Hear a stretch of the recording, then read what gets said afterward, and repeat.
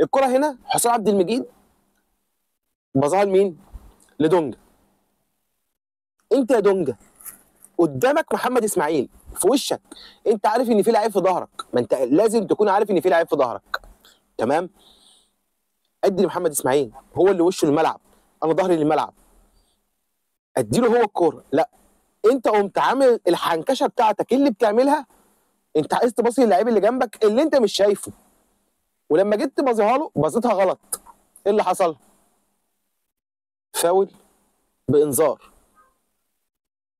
عشان قرار واحد، قرار واحد زي القرار بتاع ادم كايد، ان هو قرر هو اللي يجري بالكوره ويكمل، والكوره قطعت منه وردت بانذار لمحمود بنتاج وفاول على ال 18.